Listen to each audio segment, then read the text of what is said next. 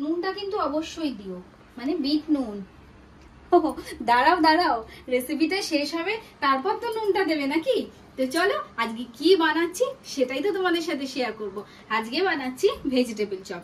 যাই হোক, নবর রান্নাঘরে আরেকটা নতুন রেসিপিতে তোমাদের সবাইকে অনেক অনেক স্বাগত। তো চলো রেসিপিতে চলে যাই সোজা। সবজির মধ্যে আমাদের লাগছে বিট, গাজর আর আলু। সবগুলোকে আগে ভালো করে ছুলে নেব। সবজিগুলো ভালো করে ধুয়ে নিয়ে এসেছি, এবার বিট আর গাজরটাকে গ্রেট করে নেব।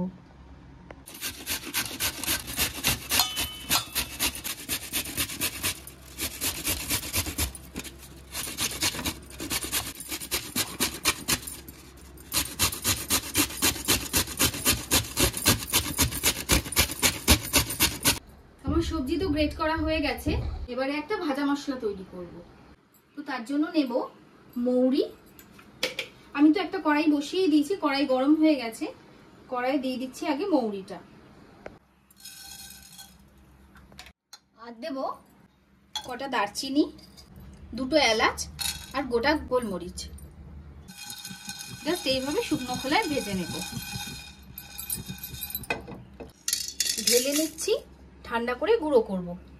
এবারে ফ্রাইং প্যানে তেল দিয়ে দিচ্ছি। তেল গরম হয়ে গেছে, এবারে বাদামগুলো ভেজে তুলে রাখবো।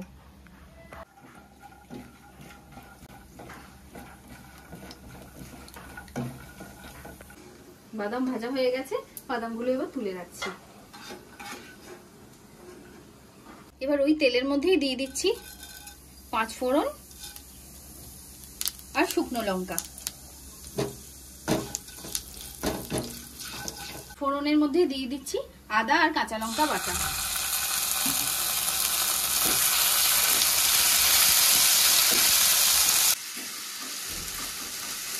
সামান্য নেড়ে চেড়ে নিয়েছি, এবারে গ্রেট করে রাখা বিট আর গাজরটা দিয়ে দেবো।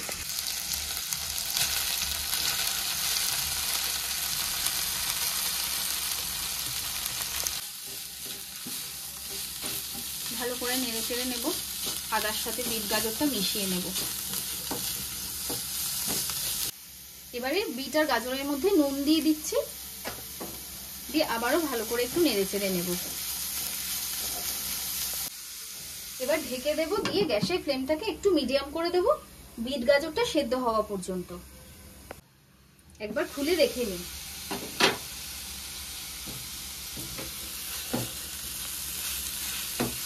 বিট গাজর যেহেতু গ্রেট করা আছে, সেদ্ধ হতে বেশি সময় লাগবে না, অর্ধেক সেদ্ধ হয়েই গেছে।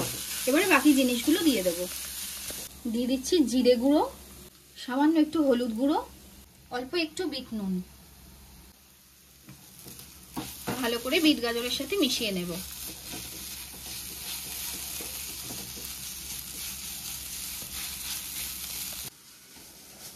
এবারে দিয়ে দিচ্ছি সেদ্ধ করে মেখে রাখা আলু।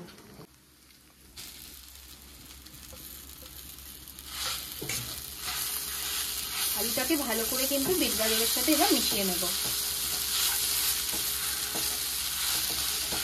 এবারে দিয়ে দেব বিস্কুটের গুঁড়ো, এটা কিন্তু বাইন্ডিং এরও কাজ করবে।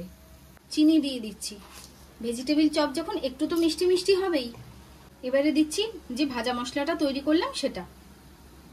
এবার সব উপকরণ ভালো মতো মিশিয়ে নেব।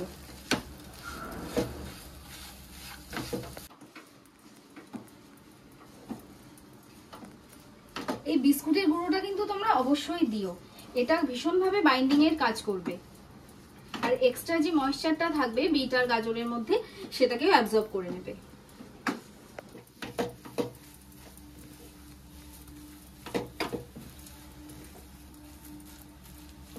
আমার পুরো মোটামুটি রেডি। এবার লাস্টে কি দেবো দেখো, এই যে ভেজে রাখা বাদাম আর অল্প একটু কিশমিশ। এটা অপশনাল, তোমরা চাইলে নাও দিতে পারো, আমি দিলাম। মুখে পড়বে কিশমিশটা আর বাদামটা, ভালো লাগবে। বাদামটা তো দিতেই হবে। এবার ভালো করে মিশিয়ে নেব। এখন গ্যাসটাও আমি অফ করে দিলাম, পুরটাকে নামিয়ে নিলাম। একটু ছড়িয়ে দিই যাতে তাড়াতাড়ি ঠান্ডা হয়ে যায়।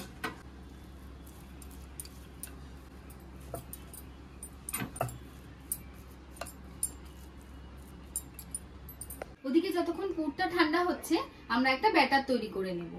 নিয়ে নিচ্ছি বেসন আর ময়দা, এর মধ্যে নুন দিয়ে দিচ্ছি, জল দিয়ে এবার একটা ব্যাটার তৈরি করে নেব।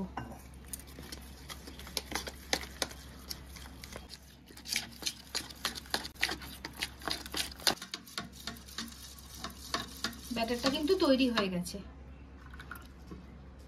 এরকম পাতলা রাখবো, না পাতলা না মোটা।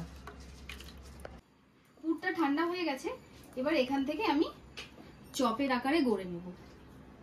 আগে প্রথমে গোল গোল করে নেব সমান ভাগে, তারপরে চপের আকারটা দেব। সমান ভাগে ভাগ করে গোল করে নিয়েছি, এবার আমি এগুলোকে শেপ দেব।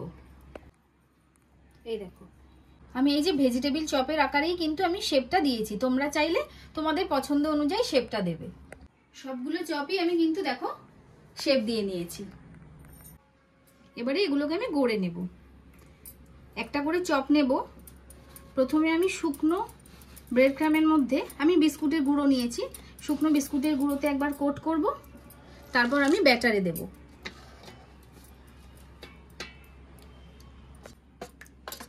আমি চামচ দিয়ে করছি, তোমরা চাইলে হাতের ব্যবহারও করতে পারো। এবার বিস্কুটের গুঁড়োতে ফেললাম, দেখো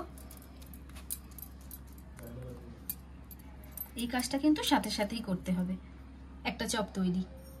আবারও একটা চপ বিস্কুটের গুঁড়োতে এই যে কোট করে নিচ্ছি, তারপরে ব্যাটারে দিয়ে দিচ্ছি। ব্যাটার থেকে তুলে সাথে সাথে আবার বিস্কুটের গুঁড়োতে দিচ্ছি।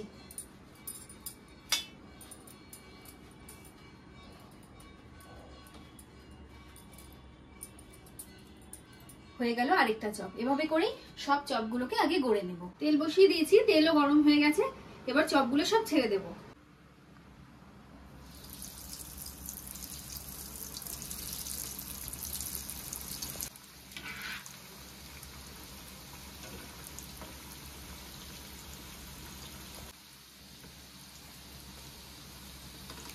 ভাজতে কিন্তু বেশিক্ষণ সময় লাগবে না, ভেতরের পুর তো রেডি, জাস্ট ওপরের কোটিংটা ভাজা হওয়া পর্যন্ত, মুচমুচে হবে সেই পর্যন্ত ভেজে নেব। ভাজা হয়ে গেছে, আমি এবার চপগুলোকে এক এক করে কিন্তু তুলে নিচ্ছি। এই ভেজিটেবিল চপের রেসিপিটা তোমাদের কিরকম লাগলো সেটা কিন্তু আমাকে কমেন্টে জানাতে ভুলো না। আর বাড়িতে অবশ্যই একবার বানিয়ে খেও এই ভেজিটেবিল চপ। আর ভালো লাগলে একটা লাইক শেয়ার করে দিও। তো চলো আজকের মতো টাটা, দেখা হচ্ছে অন্য একটা রেসিপিতে অন্য আরেকদিন। সবাই ভালো থেকো, সুস্থ থেকো, সাবধানে থেকো।